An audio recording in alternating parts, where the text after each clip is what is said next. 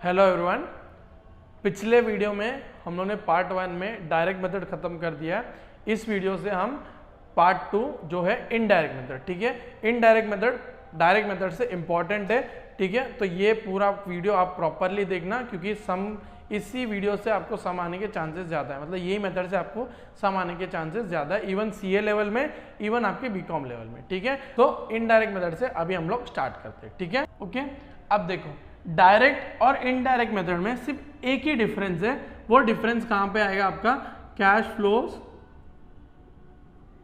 From operating activities, ठीक है। समझ में आया? तो डायरेक्ट और इनडायरेक्ट मेथड में कहां पे डिफरेंस आ रहा है? Cash flows from operating activities, ठीक है। कैश फ्लोज फ्रॉम इन्वेस्टिंग और फाइनेंसिंग सेम टू सेम रहेगा, सिर्फ ऑपरेटिंग चेंज होगा, ठीक है। अब डायरेक्ट मेथड में क्या होता था? आपको पीएनएल दिया रहता था तो आप सेल फाइंड आउट कर लेते थे, फिर आप collection from debtors, payment to creditors, आप ये सब फाइंड आउट कर लेते थे और उसके बाद में आप इजीली वो सम कर लेते थे। इनडायरेक्ट मेथड में आपको पीएनएल नहीं दिया रहेगा, ठीक है। आपको बैलेंस शीट दी रहेगी और एडजस्टमेंट दिया रहेगा और आपको बोलेगा कि आप कैश फ्लो स्टेटमेंट बनाओ, ठीक है। तो आपके पास सेल का फिगर या परचेस का फिगर कुछ नहीं होगा, ठीक है। तो इसलिए आपको इनडायरेक्ट मेथड से वो सम सॉल्व करने पड़ेंगे, ठीक है। तो इनडायरेक्ट मेथड का स्ट्रक्चर क्या है? आप किससे स्टार्ट करोगे? आपको दिया रहेगा बैलेंस शीट, तो आप इससे स्टार्ट करोगे नेट प्रॉफिट, ठीक है। आप नेट प्रॉफिट से स्टार्ट करोगे, फिर इसमें आप एडजस्टमेंट्स करोगे। कौन कौन सी एडजस्टमेंट्स करोगे मैं आपको बताता हूं। उसके बाद में आपको क्या आएगा? Cash flows from operating activities, ठीक है। समझ में आया? तो अब आपके ऊपर है नेट प्रॉफिट, मतलब नेट प्रॉफिट आफ्टर टैक्स से आप स्टार्ट कर सकते हो, ठीक है। अगर नेट प्रॉफिट दिया है तो अज्यूम्ड है कि वो आफ्टर टैक्स है, ठीक है। तो अगर आप आफ्टर टैक्स से स्टार्ट करो तो आपकी मर्जी, ठीक है। आप बिफोर टैक्स से भी स्टार्ट कर सकते हो, ठीक है। समझ में आया? अगर समझो आपने आफ्टर टैक्स से स्टार्ट किया, ठीक है, आपको एडजस्ट क्या करना पड़ेगा? आफ्टर टैक्स किया तो आपको टैक्स की एडजस्टमेंट करनी पड़ेगी, ठीक है। तो जो भी टैक्स है आपको इसमें ऐड करके फिर उसको बिफोर टैक्स लेके आना पड़ेगा, ठीक है। तो इससे बेटर है आप क्या हमेशा स्टार्ट करो, नेट प्रॉफिट बिफोर टैक्स से स्टार्ट करो। आफ्टर टैक्स से स्टार्ट किया तो आपको टैक्स की एडजस्टमेंट फर्स्ट एंट्री करनी पड़ेगी, अदरवाइज तो आपको कुछ करने की जरूरत नहीं है, ठीक है। अगर आप बिफोर टैक्स से करोगे तो आपको ये टैक्स की एडजस्टमेंट नहीं करनी पड़ेगी, ठीक है। सिंपल है, ठीक है। तो मैं क्या से स्टार्ट करूंगा? नेट प्रॉफिट बिफोर टैक्सेस, ठीक है।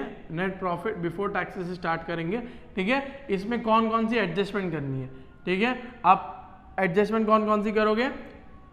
नॉन ऑपरेटिंग एक्सपेंसेस, ठीक है। आप इसकी ठीक है। सेकेंड क्या करोगे आप? नॉन ऑपरेटिंग इनकम को आप एडजस्ट करोगे, ठीक है। फिर थर्ड को आप क्या करोगे? नॉन कैश एक्सपेंसेस,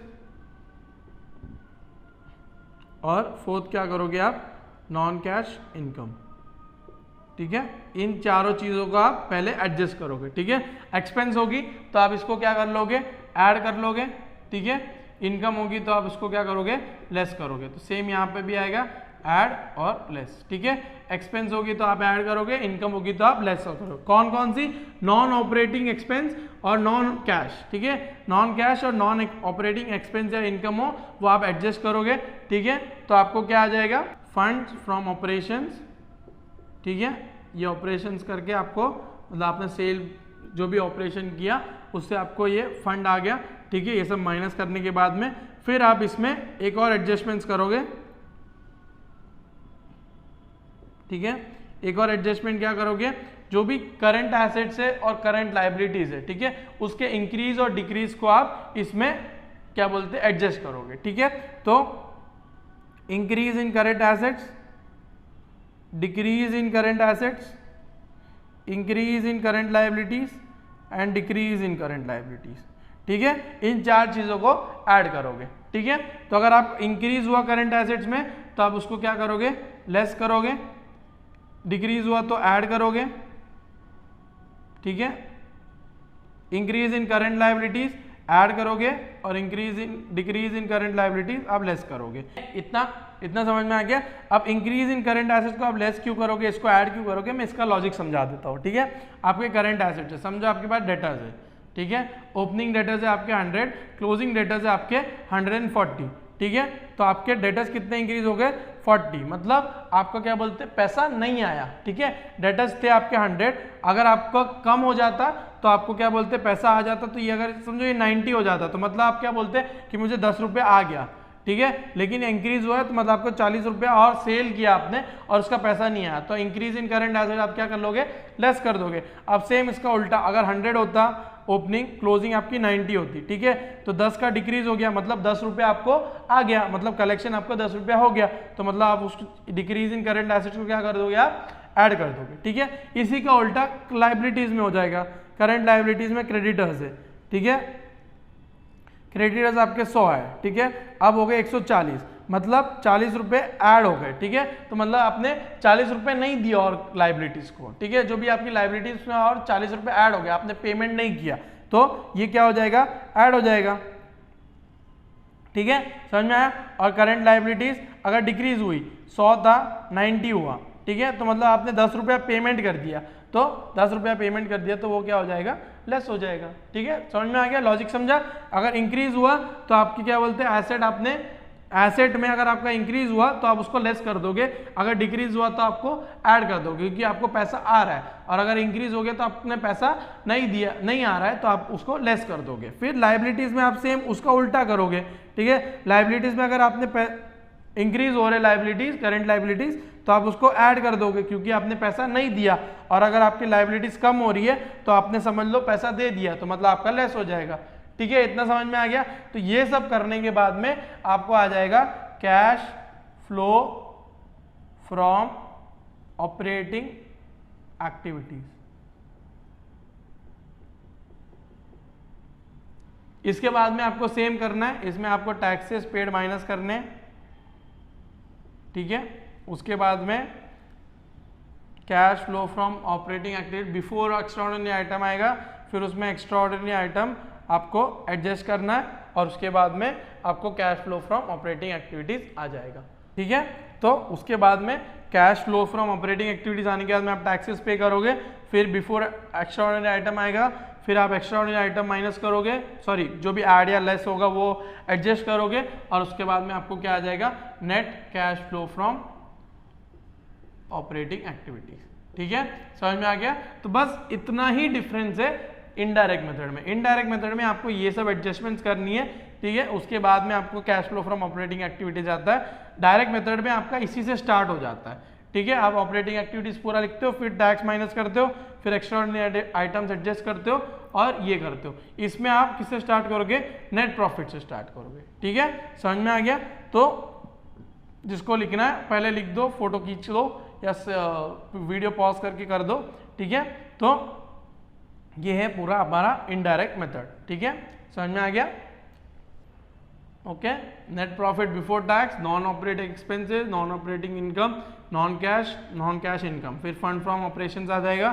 फिर एडजस्ट क्या करोगे, इंक्रीज इन एसेट्स को लेस करोगे, डिक्रीज इन एसेट्स को ऐड करोगे, इंक्रीज इन करंट लाइबिलिटीज को ऐड करोगे और डिक्रीज इन करंट लाइबिलिटीज को लेस करोगे, फिर cash flow from operating activity, फिर तो नॉर्मल है जो अपना डायरेक्ट मेथड में किया था। ठीक है, तो अभी ये आपको कॉपी करना है तो कॉपी कर लो। ठीक है, अब हम क्या करेंगे, क्वेश्चन नंबर 5। क्वेश्चन नंबर 5 अगर आप कर लो तो आपको एक ग्रिप बैठ जाएगा इस सम का, मतलब इनडायरेक्ट मेथड कैसे करते हैं। ठीक है, तो अभी हम लोग क्या किससे स्टार्ट करेंगे, क्वेश्चन नंबर 5 से स्टार्ट करेंगे।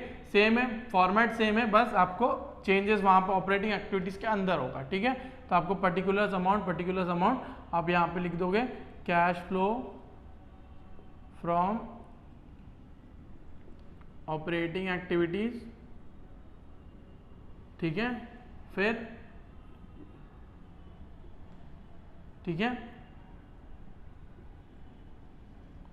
फिर यहाँ पे आएगा cash flow from investing activities और cash flow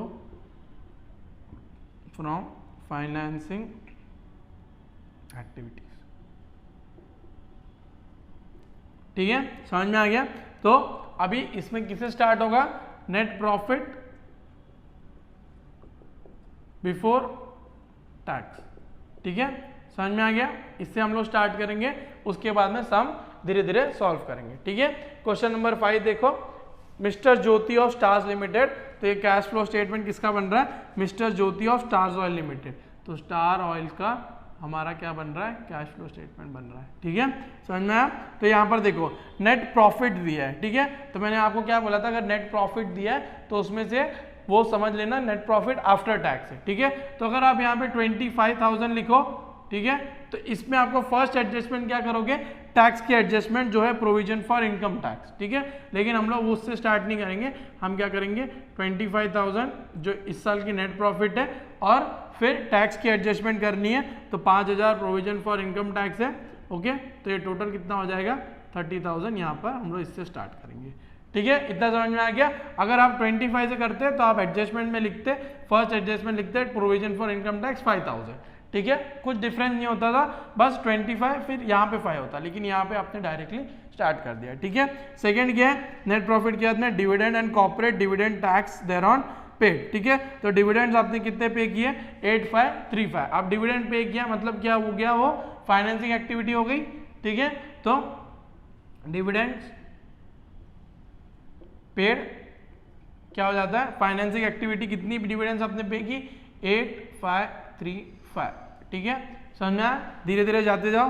provision for income tax 5,000, फिर क्या आपने क्या किया, income tax paid during the year. तो आपने इनकम टैक्स पे किया, इनकम टैक्स पे किया तो आप किस में आएगा, आप जब इधर लिखोगे माइनस टैक्सेस पेड, ठीक है, cash flow from operating activities आएगा, उसमें आप माइनस टैक्सेस पेड करोगे, वो आएगा। ठीक है, अभी कितना जगह लेगा मेरे को पता नहीं, इसलिए फिर मैं बाद में लिखूंगा। ठीक है, वो उसके बाद में क्या है, loss on sale of fixed assets. ठीक है, loss on sale of fixed asset कितना है, 40 लाख है, राइट। तो अब ये देखो ये क्या हो गया, loss on sale of fixed assets, ये क्या हो गई, नॉन ऑपरेटिंग एक्सपेंस हो गई। ठीक, क्योंकि ये ऑपरेशन की वजह से नहीं हो रहा है, ठीक है, ये दूसरी तरीके की वजह से हो रहा है। तो नॉन ऑपरेटिंग एक्सपेंस है, हमें उसको क्या करना पड़ेगा, ऐड करना पड़ेगा। तो एडजस्टमेंट्स में जाओ, पहले एडजस्ट करो, एडजस्टमेंट्स फर्स्ट क्या है, loss on sale of fixed asset, कितने की आपकी लॉस हुई है, 40 लाख की। एक्सपेंस है तो उसको क्या करोगे आप, ऐड करोगे। ठीक है, समझ में आ रहा है। उसके बाद में नेक्स्ट देखो, book value of the fixed asset sold. ठीक है, फिक्स्ड एसेट आपने सेल किए तो वो क्या हो जाता है, इन्वेस्टिंग एक्टिविटीज। इतना समझ में आ गया। तो आपको फिक्स्ड एसेट्स सोल्ड किया, ठीक है, अब कितने सेल किए, कितना अमाउंट अपने पास आया वो इंपॉर्टेंट है। ठीक है, बुक वैल्यू आपको कितनी दी है, 185। ठीक है, उसमें से आपको लॉस कितना हुआ है, 40 का, तो ये 40 माइनस करोगे तो आपके पास अमाउंट कितनी आएगी, 145। ठीक है, समझ में आ गया। 145 आप क्या करोगे, पॉजिटिव, क्योंकि आपने सेल किया है। ठीक है, समझ में आ रहा है, धीरे धीरे जा रहा हूं मैं। Depreciation charge to profit and loss account. Depreciation क्या है आपका, एक नॉन कैश एक्सपेंस है, नॉन कैश एक्सपेंस यहाँ पे इसमें आप ऐड करते रहोगे। तो डेप्रिसिएशन चार्ज, ठीक है, कितना, 20,000 रुपीज आप इसमें क्या करोगे, ऐड करोगे। ठीक है, 20,000 लाख आप इसमें क्या करोगे, ऐड करोगे। ठीक है, फिर अमोर्टाइजेशन ऑफ कैपिटल ग्रांट। ठीक है, अब एक ये इंपॉर्टेंट एंट्री है, मैं आपको लास्ट में समझाऊंगा क्या होता है, तो ठीक है, उसके बाद में करते हैं हम लोग। Profit on sale of investments. ठीक है, अब profit on sale of investment, profit क्या आपकी नॉन ऑपरेटिंग इनकम है। ठीक है, क्यों, क्योंकि आपका ये इन्वेस्टमेंट सेल करके हो रहा है, तो नॉन ऑपरेटिंग इनकम है, तो ये एडजस्ट होगा। तो आप क्या लिखोगे, profit on sale of investments. ठीक है, इन्वेस्टमेंट में आपको प्रॉफिट हुआ कितना, 100, तो ये 100 आप क्या कर दोगे, नेगेटिव कर दोगे। ठीक है, समझ में आ गया। Carrying amount of the investment sold, investment sold किया तो वो क्या हो गई आपकी, इन्वेस्टिंग एक्टिविटी हो गई, इन्वेस्टमेंट सोल्ड। ठीक है, carrying amount of the investment sold 27,765। ठीक है, 765। ठीक है, उसमें से आपको प्रॉफिट हुआ ये 100 का, तो ये 100 आप ऐड कर दो, 27,865 हो जाएगा। 27,865 आपका क्या हो जाएगा, ऐड हो जाएगा। ठीक है, समझ में आ रहा है। नेक्स्ट क्या है, इंटरेस्ट इनकम ऑन इन्वेस्टमेंट्स। अब देखो इंटरेस्ट इनकम भी क्या हो जाएगी, पीएनएल में आ जाएगी, वो भी आपकी नॉन ऑपरेटिंग है। तो इंटरेस्ट इनकम ऑन इन्वेस्टमेंट्स, ठीक है, इंटरेस्ट इनकम ऑन इन्वेस्ट कितनी है आपकी 2506, ये आपकी क्या हो जाएगी नेगेटिव आ जाएगी, ठीक है। इंटरेस्ट एक्सपेंस है उसको पहले छोड़ दो, इंटरेस्ट इनकम ऑन इन्वेस्टमेंट्स है। अब इस पूरे सम में आपको ये नहीं दिया है कि इंटरेस्ट रिसीव्ड कितना है, ठीक है, और ना ही आपको ओपनिंग इंटरेस्ट रिसीवेबल या क्लोजिंग इंटरेस्ट रिसीवेबल दिया है, ठीक है। तो हम अज्यूम कर देंगे कि यही इंटरेस्ट इनकम हमें क्या हो गई है रिसीव हो गई है, ठीक है। तो इंटरेस्ट रिसीव्ड कितनी है आपकी 2506, ठीक है, समझ में आ रहा है। फिर क्या इंटरेस्ट एक्सपेंस, ठीक है, इंटरेस्ट एक्सपेंस आपका क्या हो जाएगा एडजस्ट हो जाएगा क्योंकि ये पीएनएल में आता है। तो इंटरेस्ट एक्सपेंस कितने का इंटरेस्ट एक्सपेंस आपका 10,000 का इंटरेस्ट एक्सपेंस है, वो एक्सपेंस है तो इसमें क्या हो जाएगा ऐड हो जाएगा, ठीक है। और interest paid during the year वो क्या है 10,520, तो ये क्या हो जाती है फाइनेंसिंग एक्टिविटी हो जाती है। तो इंटरेस्ट पेड क्या हो जाएगा 10,520, ठीक है, समझ में आ रहा है। वही आपको बस नॉन ऑपरेटिंग नॉन कैश ये याद रख के इसमें से एडजस्ट करना है और बाकी सब आपको पे किया हुआ है वो फाइनेंस और इन्वेस्टिंग में ऐड करना है, ठीक है। फिर क्या है नेक्स्ट क्या है आपका इंक्रीज इन वर्किंग कैपिटल। अब देखो वर्किंग कैपिटल मतलब क्या होता है current assets minus current liabilities, ठीक है।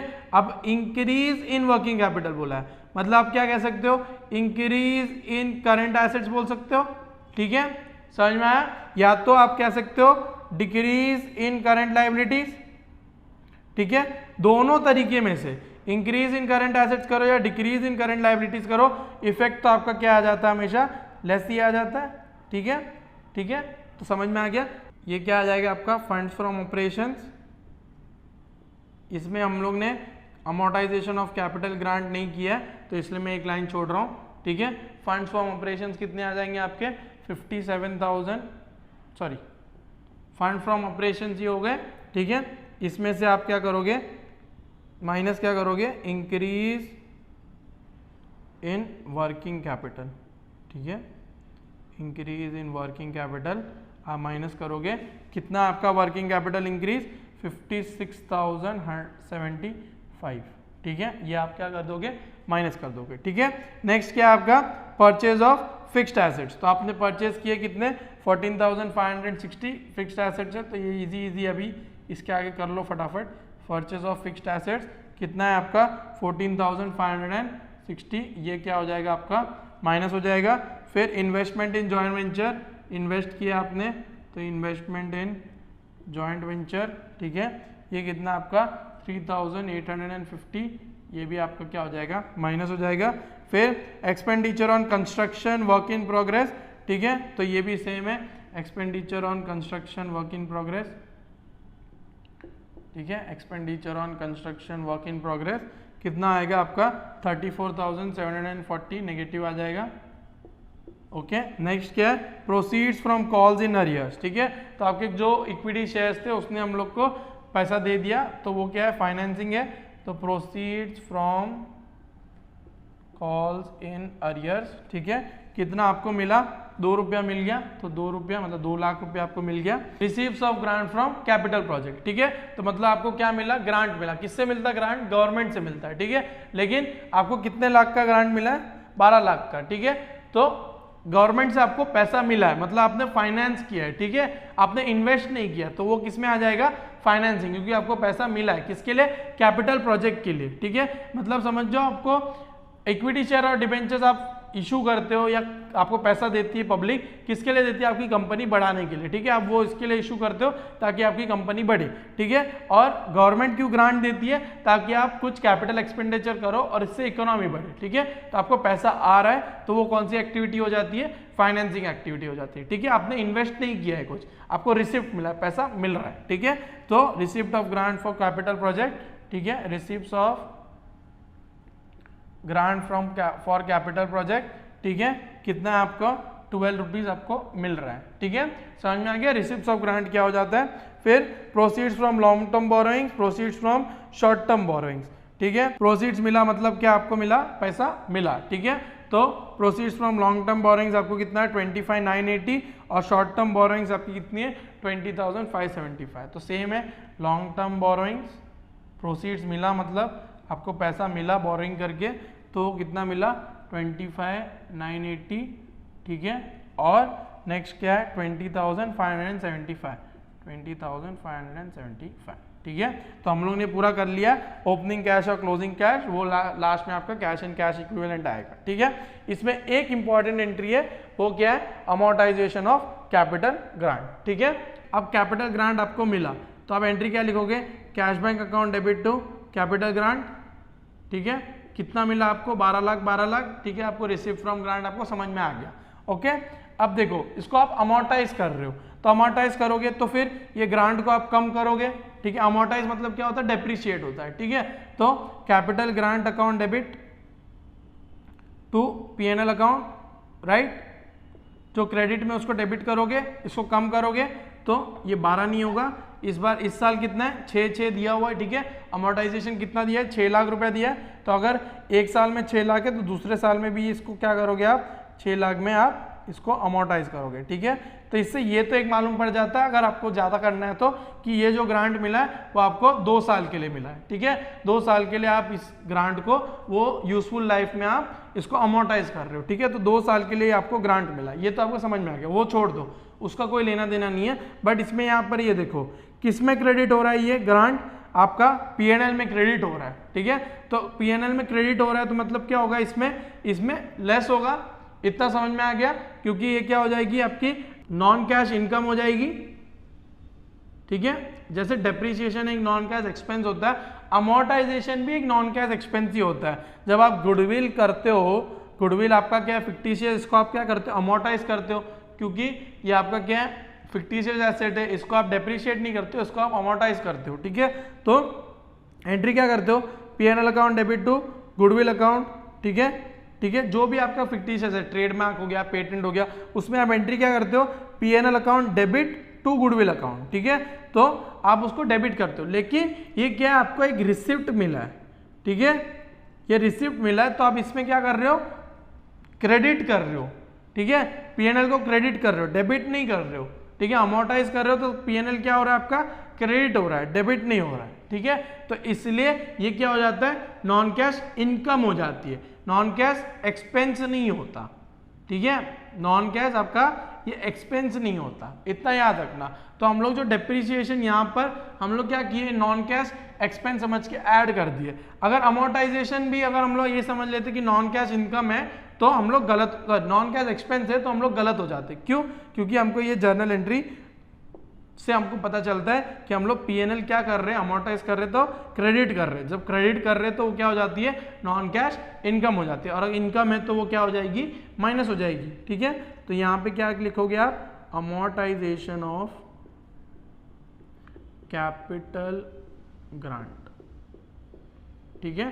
कितने का आपका इस बार है 6, ये क्या कर दोगे आप माइनस कर दोगे। देखा ये इंपॉर्टेंट है, क्योंकि अमोर्टाइज किया है तो अगर नॉर्मली आप अमोर्टाइजेशन करते हो तो फिर आप क्या करोगे, वो आप नॉन कैश एक्सपेंस समझ के उसको आप ऐड कर दोगे, ठीक है। आप ये समझोगे पीएनएल के डेबिट साइड में हुआ, लेकिन क्योंकि ये रिसिप्ट है, ठीक है, आपको कैपिटल ग्रांट का आपको पैसा मिला है, इनकम टाइप है ये, ठीक है।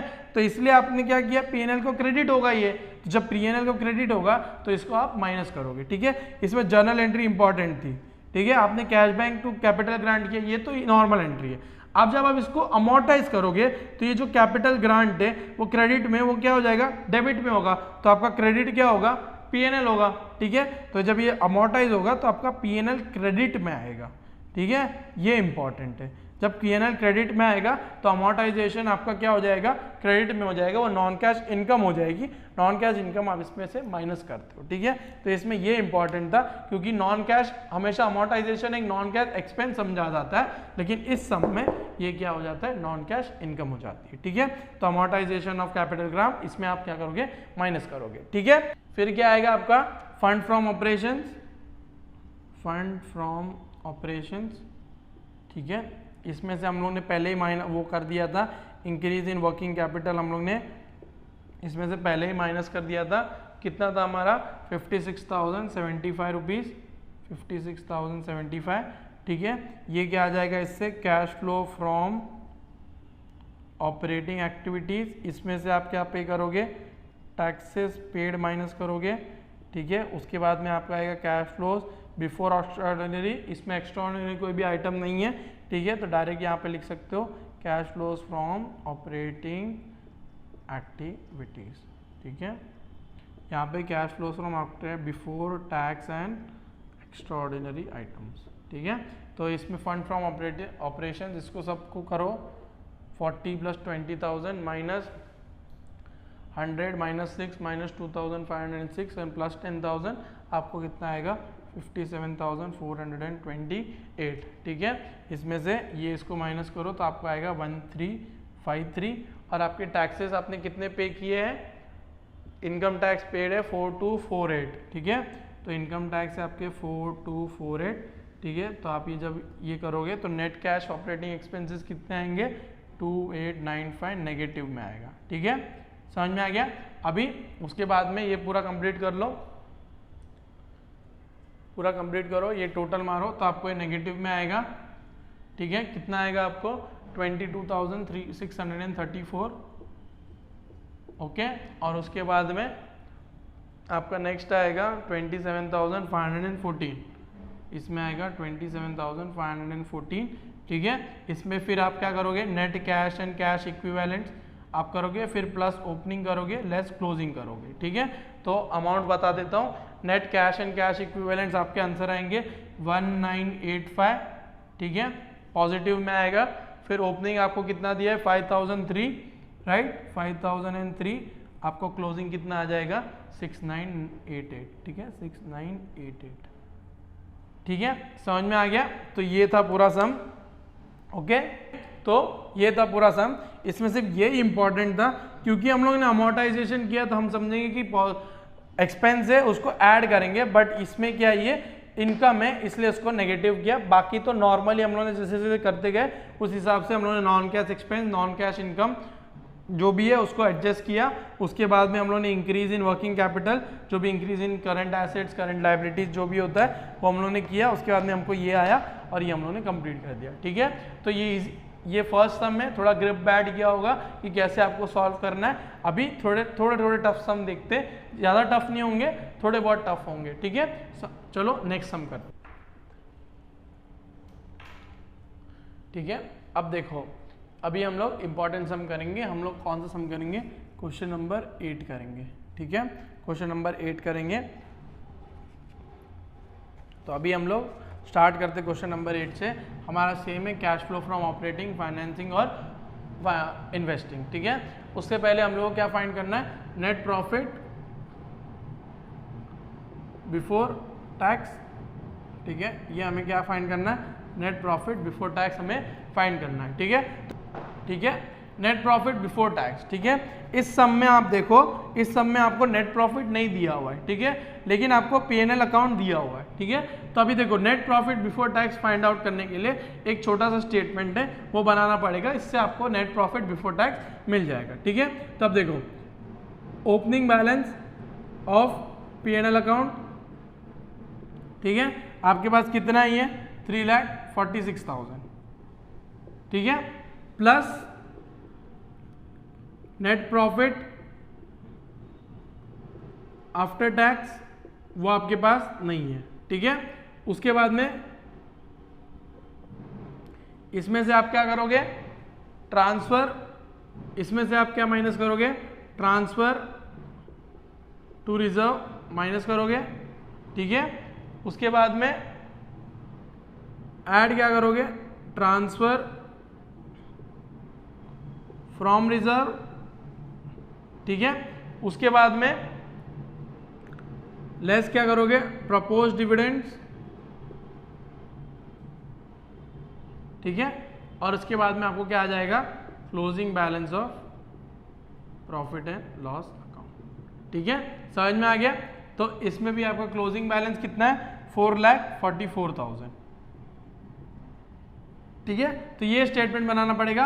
अब देखो, आपके पास P&L अकाउंट है, ओके, उसमें आप क्या करोगे, इस साल का प्रॉफिट ऐड करोगे, ठीक है, तो इसमें ऐड कर दिया, ठीक है। इसी प्रॉफिट से आप किसी रिजर्व में डाल दोगे, जनरल रिजर्व हुआ आपका, रेवेन्यू रिजर्व हुआ, तो वही प्रॉफिट से आप क्या बोलते हैं रिजर्व में डाल दोगे, तो वो क्या आपको क्या करना है, माइनस करना है, ठीक है। अगर उस रिजर्व से आपके पीएनएल अकाउंट में कुछ आएगा तो उसको क्या कर दोगे, ऐड कर दोगे, ठीक है। और जो डिविडेंड है वो डिविडेंड आप किससे पे करते हो, जो हम लोगों ने डायरेक्ट मेथड किया था, नेट प्रॉफिट आफ्टर टैक्स, उसके बाद में आप क्या माइनस करते हो, डिविडेंड माइनस करते हो, ठीक है। तो वो प्रॉफिट से आप क्या कर रहे हो, डिविडेंड पे कर रहे हो, तो प्रॉफिट डिविडेंड आपके क्या हो जाएंगे, माइनस हो जाएंगे, ठीक है। तो आपको क्या मिल जाएगा, closing balance of PNL account, ठीक है। इसका लॉजिक आपको समझ में आ गया, ठीक है। अभी हम लोग को ये दिया, ये दिया, ठीक है। अब देखो कुछ ट्रांसफर किया है कि आपने रिजर्व में से, ठीक है। तो जनरल रिजर्व में देखो, जनरल रिजर्व में आपके पास 1,20,000 ओपनिंग था, ठीक है।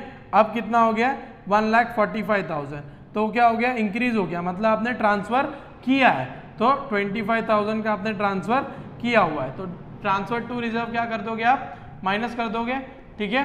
ट्रांसफर फ्रॉम रिजर्व तो है ही नहीं, क्योंकि एक ही रिजर्व है आपके पास, जनरल रिजर्व, उसमें से आपने ट्रांसफर किया है, ठीक है। और प्रपोज डिविडेंड है, हाँ है, एडजस्टमेंट नंबर 6 पे देखो, during the year the dividend for the year paid was 1,36,000, ठीक है, पेड किया है। तो प्रपोज तो देखो, अगर आपके पास डिविडेंड पे ही दिया है और आपके पास ओपनिंग और क्लोजिंग डिविडेंड नहीं है, तो आप डायरेक्टली लिख दोगे यहाँ पे 1,36,000 यहाँ पे आपने डिविडेंड प्रपोज किए हुए, ठीक है। तो आप इसको सॉल्व करो, 4,44 प्लस 136 प्लस 25 माइनस 346, तो आपको क्या आ जाएगा, नेट प्रॉफिट आफ्टर टैक्स आ जाएगा। नेट प्रॉफिट आफ्टर टैक्स कितना आएगा, 2,59,000, ठीक है, समझ में आ गया।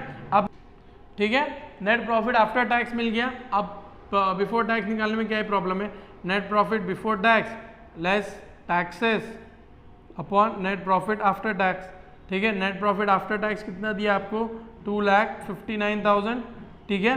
अब टैक्सेस हमेशा याद रखना, मैंने पहले ही बोला है, इनकम टैक्सेस में क्या होता है, सॉरी इनकम स्टेटमेंट में क्या होता है, टैक्स प्रोवाइडेड होता है, ठीक है, टैक्स पेड नहीं होता है। तो इस साल का टैक्स क्या है, provision for the income tax during the year was 96,000, तो 96,000 इसमें से क्या हो जाएगा, माइनस हो जाएगा। तो ये जब आप करोगे तो आपको नेट प्रॉफिट बिफोर टैक्स कितना मिल जाएगा, 3,55,000, ठीक है। मैं हमेशा बोलता है टैक्सेस प्रोवाइडेड होता है, तो इस साल का टैक्स कितना है आपका, प्रोविजन कितना है, 96,000, तो ये आपने ऐड करके कर लिया, ठीक है, समझ में आ गया। अगर आपको नेट प्रॉफिट डायरेक्टली नहीं दिया है तो आप इस स्टेटमेंट से आप नेट प्रॉफिट फाइंड आउट कर सकते हो। कैसे, ओपनिंग बैलेंस ऑफ पीएनएल करो, क्लोजिंग बैलेंस ऑफ पीएनएल आपको पता है, ये इसके अंदर क्या क्या ऐड करना है, ठीक है। नेट प्रॉफिट आफ्टर टैक्स उसमें क्या करोगे, आप ऐड करोगे, कुछ भी ट्रांसफर किया आपने पीएनएल से तो आप उसको माइनस कर दोगे, रिजर्व में से अगर आपने ट्रांसफर किया तो उसको माइनस करोगे, अगर रिजर्व से आपके पास कुछ आया तो वो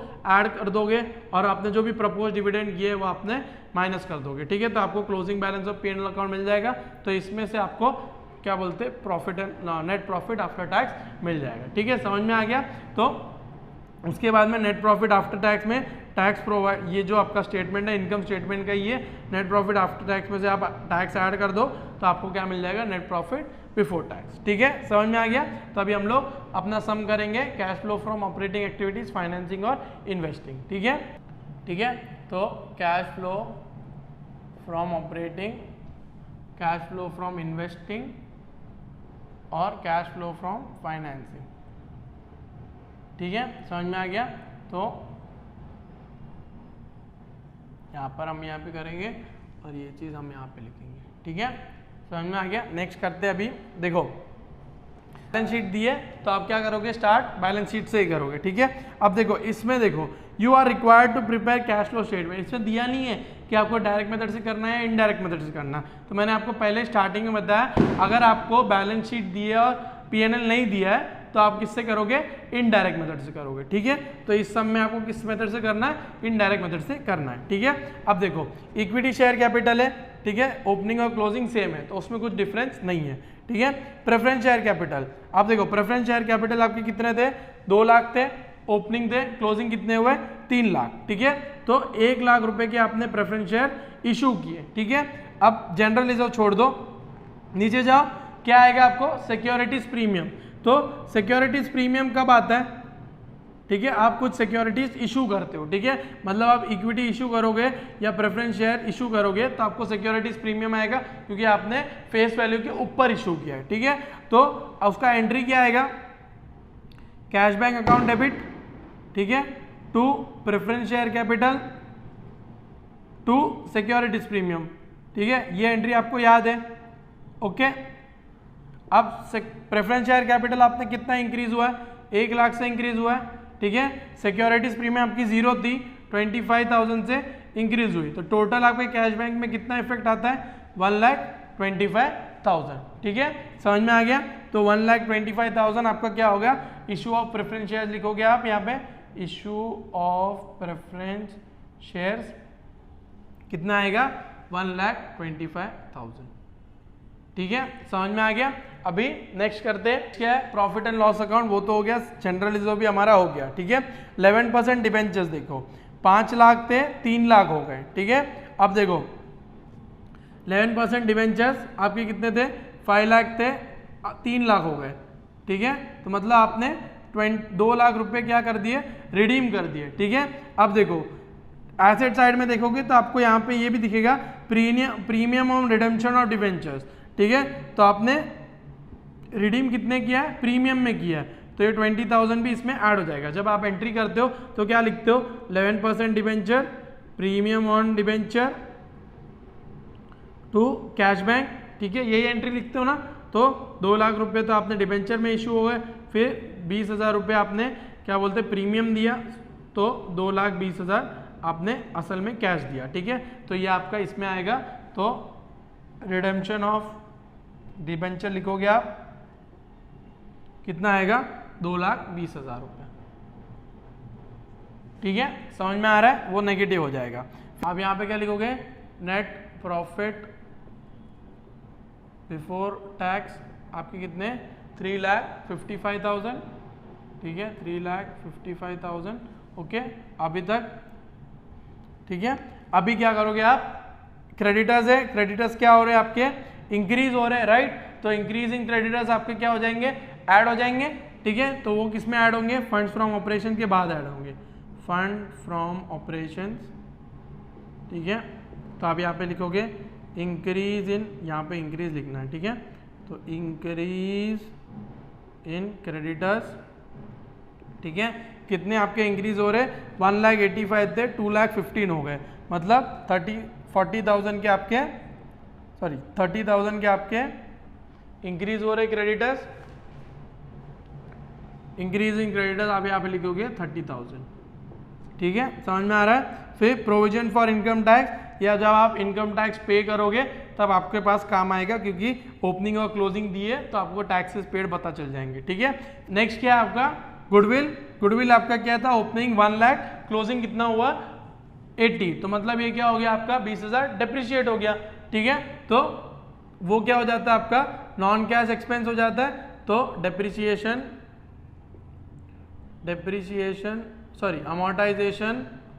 अमोर्टाइजेशन ऑफ गुडविल, ठीक है। गुडविल हमेशा क्या होता है, अमोर्टाइज होता है, वो क्या है नॉन कैश एक्सपेंस है, एक्सपेंस है तो क्या हो जाता है, ऐड हो जाता है, ठीक है, समझ में आ गया।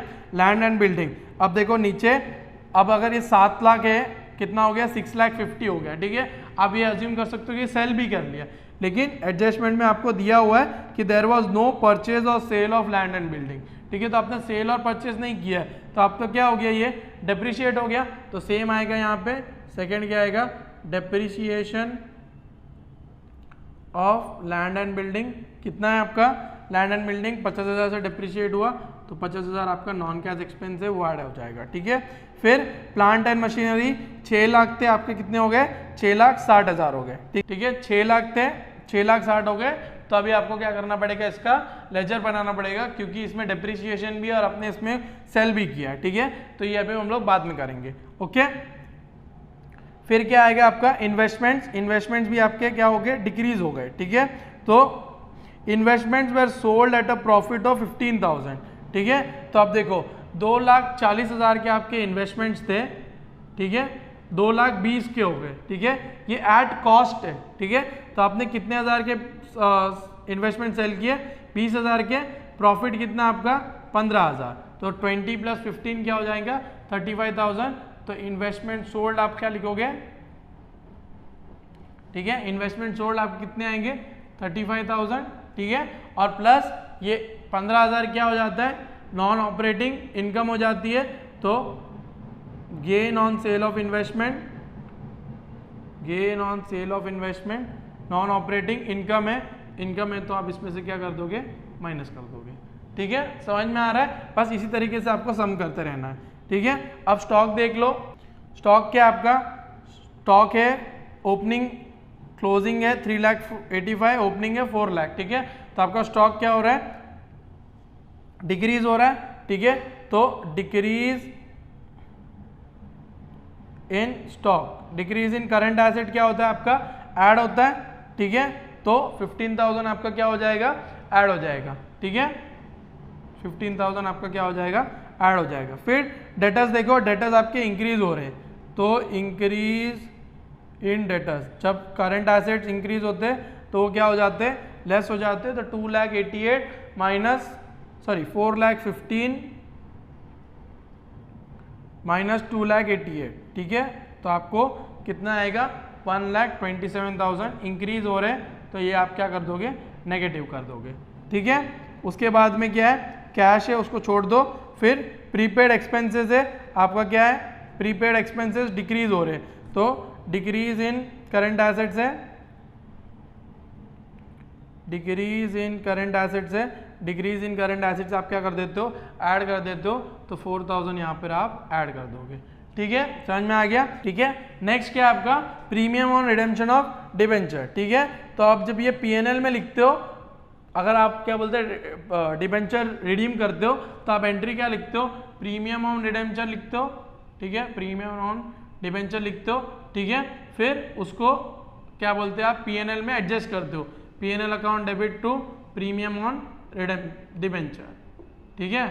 तो अब देखो इसमें क्या हो गया आपका प्रीमियम ऑन डिबेंचर बंद हो जाता है, ठीक है, अकाउंट क्लोज होता है। लेकिन इसमें अकाउंट आपके बैलेंस शीट में है, मतलब आपने इसको P&L में एडजस्ट नहीं किया है, मतलब अगर P&L में एडजस्ट नहीं किया है तो इसकी कोई एंट्री नहीं आएगी आपके इस P&L में, ऑपरेटिंग एक्सपेंसेस आपका कुछ नहीं होगा, क्योंकि आपने अभी तक उसको एडजस्ट नहीं किया है P&L में, ठीक है। जब आप एडजस्ट करोगे तब आप जब अगर उसके उस टाइम पे जब आप ऑपरेटिंग एक्सपेंसेस बनाओगे cash flow from operating expenses, तो उसमें से आप इसको एडजस्ट कर दोगे, क्या कर दोगे नॉन ऑपरेटिंग एक्सपेंस करके इसको ऐड कर दोगे, ठीक है। लेकिन अब तक एडजस्ट ही नहीं हुआ क्योंकि इसका हमारा एसेट साइड में इसका अकाउंट ओपन है, ठीक है। तो इस वजह से ये अज्यूम्ड है, ये पता चल जाता है इससे कि ये क्या बोलते हैं हम लोग ने एडजस्ट नहीं किया हुआ है, ठीक है, समझ में आ रहा है। तो अभी नेक्स्ट करते हैं प्रीमियम ऑन डिबेंचर, ये हो गया। इसके बाद में क्या है investments were sold during the year at profit of 15,000, ठीक है। तो ये तो हो गया हमारा। Next during the year an old machine costing 80 was sold for 36, its written down value is 45, ठीक है। अब देखो 45,000 की उसकी रिटर्न डाउन वैल्यू है, 36 में आपने सेल की, ठीक है। तो 9,000 रुपये का आपका क्या हो गया लॉस हो गया। लॉस हुआ तो अब फिर ये क्या आएगा आपका नॉन ऑपरेटिंग एक्सपेंस हो जाएगा। तो loss on sale of machine, ठीक है, आपका क्या हो जाता है नॉन ऑपरेटिंग होता है, तो ये 9,000 आपकी एक्सपेंस हो जाती है, तो ये ऐड हो जाएगी, ठीक है। और 36,000 में आपने सेल किया, तो सेल ऑफ मशीन आप इसमें क्या कर दोगे ऐड कर दोगे 36,000, ठीक है, समझ में आ गया। फिर डेप्रिसिएशन ऑन प्लांट ये करना है अपने को, there was no purchase on machinery. फिर प्रोविजन फॉर इनकम टैक्स ये भी करना है। और during the year dividend was paid, तो डिविडेंड पेड कितना है, डिविडेंड पेड कितना है आपका 1,36,000, ठीक है, 1,36,000 आपका क्या है डिविडेंड पे किया है, ठीक है। अब नेक्स्ट क्या करना है हमें, पहले तो प्लांट एंड मशीनरी कंप्लीट करते, फिर टैक्सेस कंप्लीट करते, उसके बाद में एक इंपॉर्टेंट एडजस्टमेंट है वो हम लोग कंप्लीट करते हैं, ठीक है। तो अभी प्लांट एंड मशीनरी है, तो प्लांट एंड मशीनरी का आप क्या बना दो अकाउंट बना दो, ठीक है, प्लांट एंड मशीनरी का आप ये बना दो, ठीक है। तो ओपनिंग कितना है इसका 6 लाख है, क्लोजिंग कितना है आपका 6,60,000, ठीक है। फर्स्ट हम लोग ने क्या बोलते हैं machine costing 80,000 was sold for 36,000, ठीक है। रिटर्न डाउन वैल्यू कितनी थी 45, ठीक है। तो 36,000 आपका क्या हो जाएगा, कैश बैंक में 36,000 आ जाएगा और बाय पीएनएल कितना आ जाएगा 9,000, ठीक है। इतना समझ में आ गया। उसके बाद में depreciation on plant and machinery was 20% of the opening balance, तो 6 लाख का आपका ओपनिंग बैलेंस का डेप्रिसिएशन आएगा। तो depreciation on plant and machinery 6 lakh का 20% आपका कितना होता है 1,20,000। अब ये डेप्रिसिएशन क्या हो जाता है, पहले तो नॉन कैश एक्सपेंस हो जाती है, तो depreciation on plant and machinery 1,20,000, ठीक है। इतना समझ में आ गया। तो 1,20,000 आप क्या कर दोगे, डेप्रिसिएशन कर दोगे। अभी इसको टोटल करो तो आपको यहाँ पर बैलेंस आएगा टू कैश बैंक, ये आप टोटल करो तो आपको आंसर आ जाएगा, ठीक है। समझ में आया, क्योंकि इसमें एडजस्टमेंट थी तो आपने इस प्लांट एंड मशीनरी अकाउंट बनाया तो आपको मालूम पड़ गया, ठीक है। तो 2,25,000 आपका क्या आ जाता है, परचेज आ जाता है। तो आप यहाँ पे लिखोगे purchase of plant and machinery, plant and machinery कितना है 2,25,000, ठीक है। 2,25,000 परचेज किया तो वो क्या हो जाता है, नेगेटिव हो जाता है, ठीक है। समझ में आ गया। अब क्या करना है, हमें टैक्सेस करना है, ठीक है। तो यहाँ पे पहले लिख दो टैक्सेस पेड, ठीक है। आप टैक्सेस पेड तो आप डायरेक्टली कर सकते हैं। यहाँ पे provision for income tax opening कितना आपका 80,000 प्लस इस साल का प्रोविजन कितना आपके पास 96,000, ठीक है, लेस क्लोजिंग 1,05,000, ठीक है। तो आपको मिल जाएगा टैक्सेस पेड, टैक्सेस पेड आपके कितने हो जाएंगे 71,000, ठीक है। समझ में आ गया इतना, ओके। अभी इस वजह से अगर आप ये समझो कि सम खत्म हो गया है तो ये सम खत्म नहीं हुआ है, ठीक है। सम खत्म इसलिए नहीं हुआ है क्योंकि इसमें देखो आपके पास डिबेंचर्स है, ठीक है। अब डिबेंचर्स में आपको क्या देना पड़ता है, इंटरेस्ट देना पड़ता है, ठीक है। तो अब आपके ऊपर है कि यहाँ आप क्लोजिंग डिबेंचर में इंटरेस्ट दो या आप ओपनिंग डिबेंचर में इंटरेस्ट दो या आप किसी में भी इंटरेस्ट मत दो, ठीक है। लेकिन जिसमें भी आप इंटरेस्ट दे रहे हो या नहीं दे रहे हो तो उसका आपको एक नोट डालना पड़ेगा, ठीक है। नोट डालना पड़ेगा। लेट्स से अगर मैंने ओपनिंग में दिया तो मैं बोलूंगा कि interest on debentures were given on the opening balance. अगर क्लोजिंग में दिया तो नोट डालो interest on debentures were given on closing balance, ठीक है। समझ में आ गया। और अगर नहीं दिया तो no interest on debentures were given, ठीक है। ये लिख के आप कर सकते हो, ठीक है, ठीक है। तो इस सब में हम लोग क्या करेंगे, आपके ऊपर है किस वजह से भी करो। मैं क्लोजिंग में कर रहा हूँ या ओपनिंग में करो, कुछ भी कोई डिफरेंस नहीं होता, ठीक है। तो इसमें आप कर लो, मैं ओपनिंग में क्लोजिंग में कर रहा हूँ तो 11% sorry debenture interest paid, debenture interest paid, ठीक है। डिबेंचर इंटरेस्ट पेड कितना होगा 3 लाख रुपया है क्लोजिंग का, ठीक है। तो 3 लाख रुपया इंटू 11% कितना होता है, 3 लाख इंटू 11 कितना होता है 33,000 का आपने डिबेंचर पे किया, ठीक है। यहाँ पर मैं क्या लिखूंगा, note since no information is given, since no information is given we have assumed that debentures are paid on closing balance, ठीक है। ये आप लिख सकते हो। अब डिबेंचर आपने पे किए तो क्या हो जाता है आपका, ये नॉन कैश एक्सपेंस हो जाता, नॉन ऑपरेटिंग एक्सपेंस हो जाता है। तो ये आप यहाँ पे भी लिख दोगे इंटरेस्ट ऑन डिबेंचर्स, ठीक है 33,000, ठीक है 33,000 आप क्या कर दोगे, non cash non operating expense हो गया तो आप इसको ऐड कर दोगे, ठीक है। समझ में आया। तो अभी इसको आप क्या कर दो, टोटल कर दो, ठीक है। फंड फ्रॉम ऑपरेशंस आ जाएंगे आपके। उसके बाद में आपका कैश फ्लो फ्रॉम, और इसमें भी कोई आपको वो नहीं दिया है एक्स्ट्राऑर्डिनरी आइटम, तो डायरेक्टली वो आ जाएगा fund from operations, okay. Fund from operations आ जाएंगे आपके 5,72,000, ओके। उसमें से ये सब आप माइनस करोगे तो आपको आंसर आएगा 4,94,000। ये आएगा आपका cash flow from operating activities before tax and extraordinary items, फिर टैक्स माइनस किया तो आपको आंसर कितना आएगा 4,23,000, ठीक है। पॉजिटिव में आया, वो नेगेटिव में आएगा, नहीं हाँ वो नेगेटिव में आएगा 1,54,000, ठीक है नेगेटिव में आएगा। और ये किस में आएगा, ये भी क्या आपको नेगेटिव में आएगा 2,64,000, ठीक है। तो आपको net cash and cash equivalents कितना आएगा, net cash and cash equivalents आपके आएंगे 5000, ठीक है। Net cash and cash equivalents आपके आएंगे 5000, उसमें से आप ओपनिंग करो 88 प्लस, ठीक है, क्लोजिंग करो आप तो आपको 93 आ जाएगा, ठीक है, समझ में आ गया। तो ओपनिंग आपका कितना है कैश बैंक 88, उसमें से आपको प्लस 5000 आपका कितना आएगा 93 आ जाएगा, ठीक है, समझ में आ गया।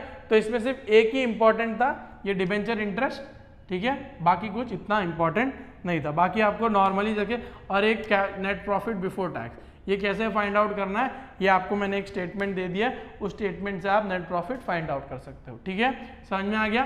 तो ये था हमारा क्वेश्चन नंबर 8, थोड़ा ट्रिकी था, थोड़ा आपको बैलेंस शीट देख देख के आपको समझना था कैसे करना है, लेकिन हमेशा जो भी दिया है उससे स्टार्ट करो।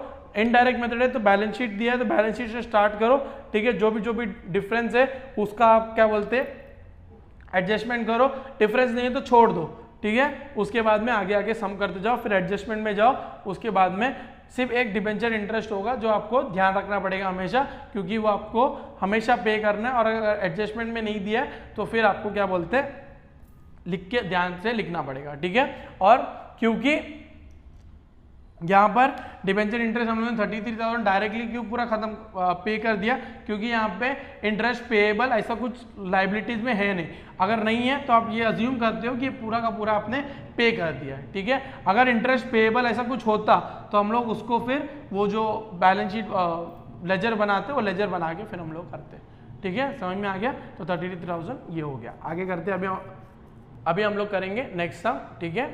अब हम नेक्स्ट क्वेश्चन करेंगे, क्वेश्चन नंबर 9, ठीक है। क्वेश्चन नंबर 9 में मैं आपको पूरा सम सॉल्व करके नहीं दूंगा, मैं सिर्फ इसका एक इम्पॉर्टेंट पॉइंट है वो बताऊंगा ज़रूर, क्योंकि इसका एक मेन इंपॉर्टेंट पॉइंट है, एक एडजस्टमेंट है, उसको अगर आप समझ लोगे तो ये पूरा सम बहुत ईजी है, ठीक है। इसका अगर आपको सोल्यूशन चाहिए तो मैंने लिंक डाल दी है पूरे क्वेश्चन के सोल्यूशन की, ठीक है, वहाँ से आप देख लो, बट ये आप पहले प्रैक्टिस करो ताकि आपका भी कॉन्फिडेंस बढ़े, ठीक है।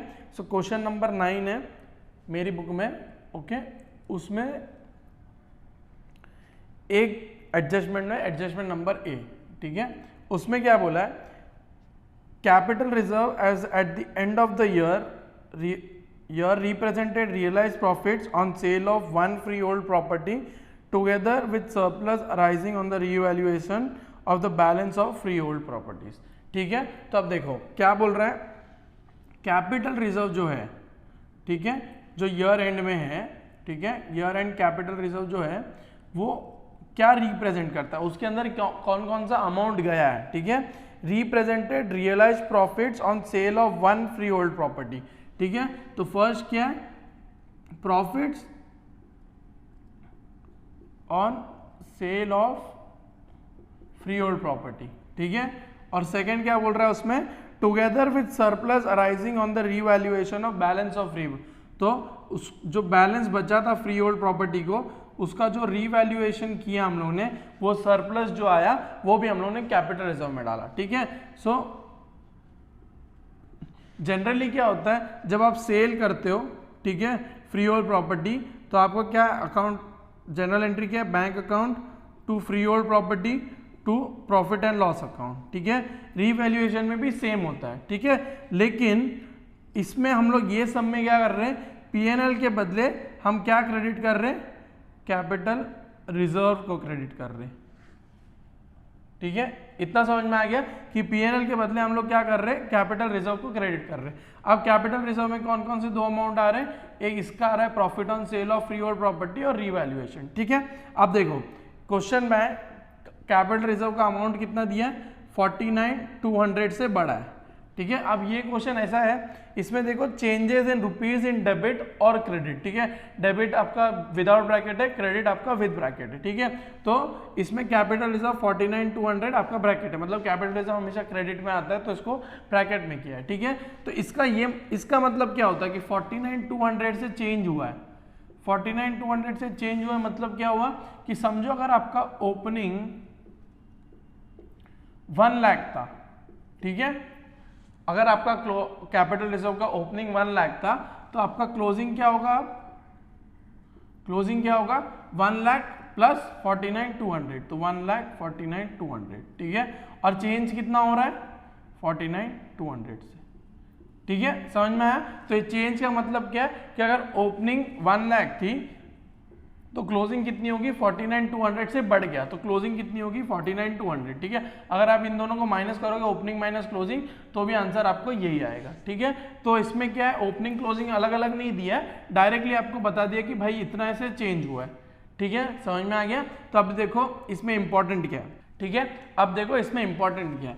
ओके, अभी हम लोग कैपिटल रिजर्व अकाउंट बनाते हैं, ठीक है, कैपिटल रिजर्व का हम लोग लेजर बनाते हैं, ठीक है। ओके, तो अभी देखो चेंज कितना हो रहा है, तो मतलब हमारा बैलेंस ब्रॉट डाउन कितना आएगा 49,200, ठीक है, इतना समझ में आ गया। समझो अगर ये 1 लाख अगर ओपनिंग ऐसा दिया होता, ओपनिंग और क्लोजिंग, ठीक है, ऐसा देते ना हमेशा, लेकिन इसमें डायरेक्टली आपको क्या दे दिया कि ये इतने से चेंज हुआ है, तो 49,200 यहाँ पे आ जाएगा, इतना समझ में आ गया, ठीक है। तो ये जो 49,200 इसमें आ रहा है कैपिटल रिजर्व में क्यों आ रहा है, एक तो सेल किया, एक हम लोग ने रीवैल्यूएशन किया, ठीक है, उसका आप जर्नल एंट्री कर लो, ठीक है।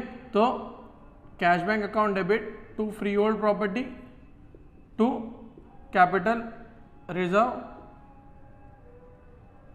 ठीक है, इतना समझ में आ गया। तो कैपिटल रिजर्व अकाउंट में क्रेडिट होगा, ओके, तो क्रेडिट क्या होगा बाय फ्री होल्ड प्रॉपर्टी, ठीक है।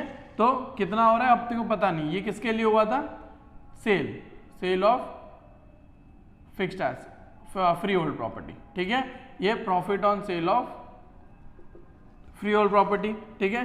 सेकंड क्या हुआ हमारा रीवैल्यूएशन हुआ, ठीक है, तो freehold property account debit to revaluation reserve लिखते, लेकिन इसमें क्या करेंगे हम कैपिटल रिजर्व ही लिखेंगे, ओके। तो कैपिटल रिजर्व में सेम वापस से एंट्री क्या आएगी बाय फ्री होल्ड प्रॉपर्टी, ये हो गया रीवैल्यूएशन, ठीक है। इन दोनों का अमाउंट कितना आ रहा है 49,200, क्योंकि जो चेंज हुआ है किस वजह से हुआ है, एक तो सेल की वजह से हुआ और एक ये रीवैल्यूएशन की वजह से हुआ, तो ये इसका अमाउंट कितना आएगा 49,200, ठीक है, इतना समझ में आ गया। अब फ्री होल्ड प्रॉपर्टी अकाउंट बनाओ, फ्री होल्ड प्रॉपर्टी अकाउंट, ठीक है। अब देखो क्वेश्चन में देखो free hold property at cost slash revaluation, ठीक है, इसमें भी चेंज दिया है, तो मतलब ओपनिंग चाहे कुछ भी हो, ठीक है, क्लोजिंग कितना होगा by balance brought down, closing कितने से बढ़ रहा है 43,000 से अपना क्लोजिंग बढ़ रहा है, ठीक है, समझ में आया 43,000 से हमारा क्लोजिंग बढ़ रहा है, इतना समझ में आ गया। समझो अगर ये 1 लाख होता, ठीक है, ये कितना होता 1,43,000, ठीक है, लेकिन इन दोनों के डिफरेंस को यहाँ पे लिख दिया है 43,000, इतना तो समझ में आ गया होगा, ठीक है। अब देखो ये एंट्री का इसमें आएगा इफेक्ट, क्या इफेक्ट आएगा to capital reserve to capital reserve, 2 बार आएगा, ठीक है। अपने को पता नहीं कि सेल करके कितना प्रॉफिट हुआ या रिवैल्यूएशन करके कितना हुआ, लेकिन हमारे पास क्यूमुलेटिव कितना है 49,200, ठीक है, समझ में आ गया। तो अब इसका बैलेंस निकालो, ठीक है, कहाँ पे बैलेंस आएगा यहाँ पे, ये बैलेंस क्या आएगा आपका कैश स्लैश बैंक, ठीक है। तो ये जो अपना अमाउंट आ रहा है 49,200 माइनस 43,000 करोगे तो आपका आंसर कितना आएगा 6,200, ठीक है। तो ये 6,200 का क्या किया हम लोग ने और सेल किया, ठीक है, sale of fixed freehold property, ठीक है, ये निकालना था इस सम में। तो कैसे निकाला हम लोग ने, हमको दिया हुआ है कि कैपिटल रिजर्व में जो भी डिफरेंस आया वो किस वजह से आया, फ्री होल्ड प्रॉपर्टी को सेल करके और क्या बोलते हैं रीवैल्यूएशन करके, ठीक है। तो हम लोग ने उसका जर्नल एंट्री किया और उसमें लेजर बना दिया, ठीक है। अब ये लेजर का इफेक्ट डाल दिया, तो ये जो बैलेंस आ रहा है 6,200, ये 6,200 क्या किया हम लोग ने sale of fixed freehold property, ठीक है। तो अभी ये इसका एंट्री किस में आएगा हमारा इन्वेस्टिंग एक्टिविटीज में आ जाएगा, ठीक है, समझ में आया।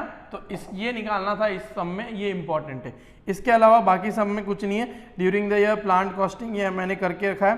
During the middle of the year 50,000 debentures were issued at cash at a discount of 1,000, तो 50,000 के डिबेंचर है इशू किए बट डिस्काउंट पे इशू किए, तो आपके हाथ में कितना आ रहा है 49,000, तो ये आपका किस में आएगा फाइनेंसिंग एक्टिविटी में आएगा, ठीक है, समझ में आ गया। और प्लस ये 49,000 पे आपका क्या, सॉरी ये 50,000 पे आपका क्या लगने वाला है, इंटरेस्ट लगने वाला है, जो पिछले सम में हम लोग ने किया था जो हिडन था। ठीक है, इस सम में भी कुछ इसके बारे में इंफॉर्मेशन नहीं दी है, तो हमें इंटरेस्ट इसका निकालना है। ठीक है, 50,000 हमारा ये होगा इंटू 8% इंटू 6/12। ठीक है, समझ में आ गया। ठीक है, तो इसका आंसर कितना आएगा 2000। ये भी किस में जाएगा हमारा, फाइनेंसिंग, क्या लिखोगे आप, इंटरेस्ट पेड।